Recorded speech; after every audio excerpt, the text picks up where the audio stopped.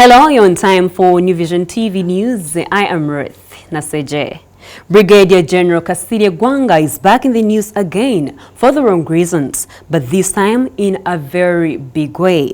The still-serving veteran soldier on the weekend took the law into his hands and set a multi-million earth mover on fire, and he defiantly bragged over the incident.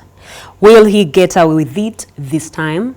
New Vision TV examines whether Kasirye Gwanga has this time bitten off more than he can chew.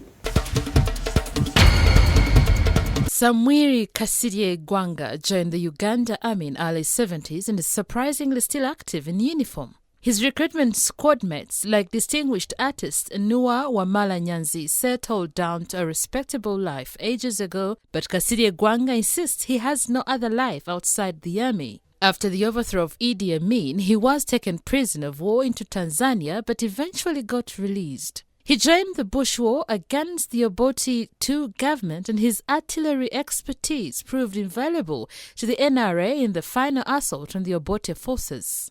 After the NRA took power, he got the opportunity to attend the prestigious Fort Bragg Military Academy in the United States. While serving in the NRA, later UPDF, Kasirye Gwanga was involved in several shooting controversies. At the height of the hunt for the rebel Major Chikomeko Itongwa in the mid-90s, Kasirye Gwanga himself got shot in unclear circumstances while inside a car at night with an identified person. He spent weeks in hospital.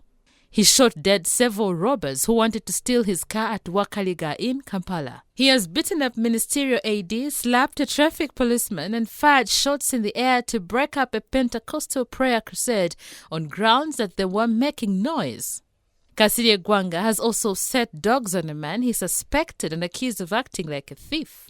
He's also locked police out of his home when they went to conduct an investigation during a dispute over his residential plot that was said to be claimed for by former Kenyan President Mwai Kibaki. Kasirye defied a court order to open the premises for inspection.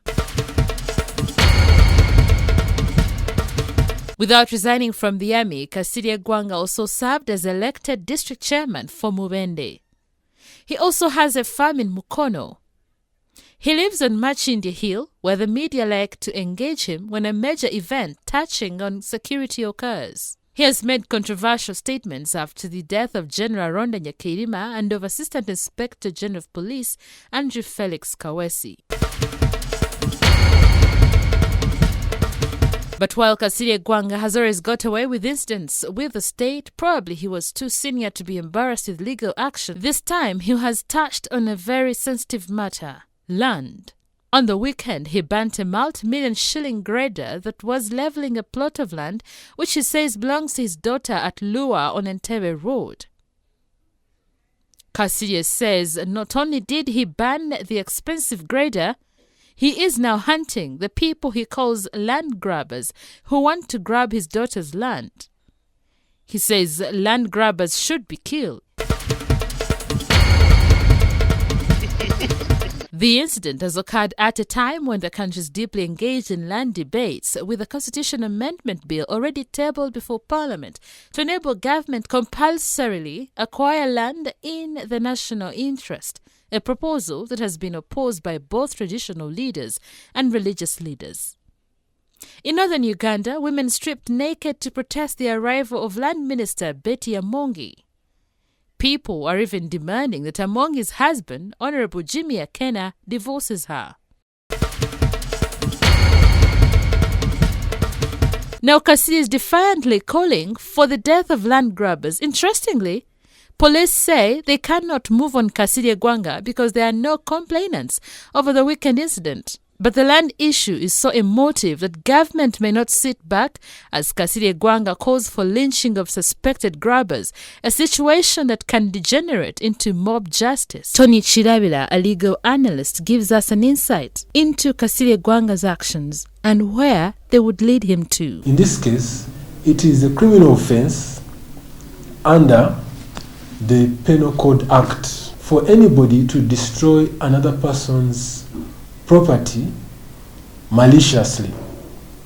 Okay, so if it is actually established that Kasirye Gwanga is the one that destroyed the tractor maliciously, regardless of whether it was on his property.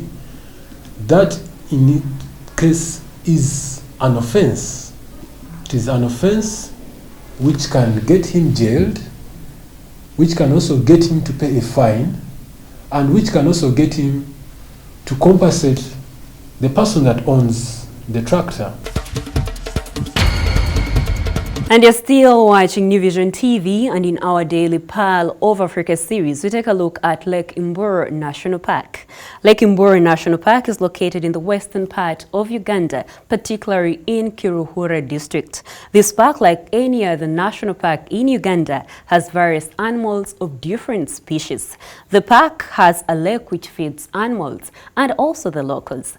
Let's take a look. Lake MBURO National Park was gazetted in the early 1930s as a controlled hunting area and was later upgraded to a game reserve in 1963.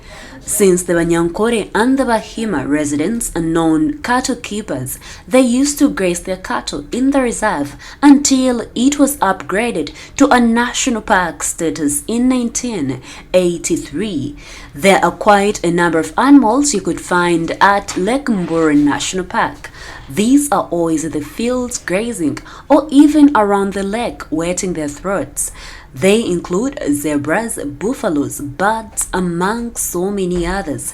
Activities to engage in at Lake MBURO National Park are camping, game drives, and also eat-outs at various restaurants. Now, for more Pearl of Africa stories, visit our website www.newvision.co.ug. And that's all we had for you. Thank you for watching. Be sure to catch more of your news updates on your mobile phone, on your desktop, on your tablet, and anywhere on the go by visiting our website www.newvision.co.ug. I am Ruth Naseje.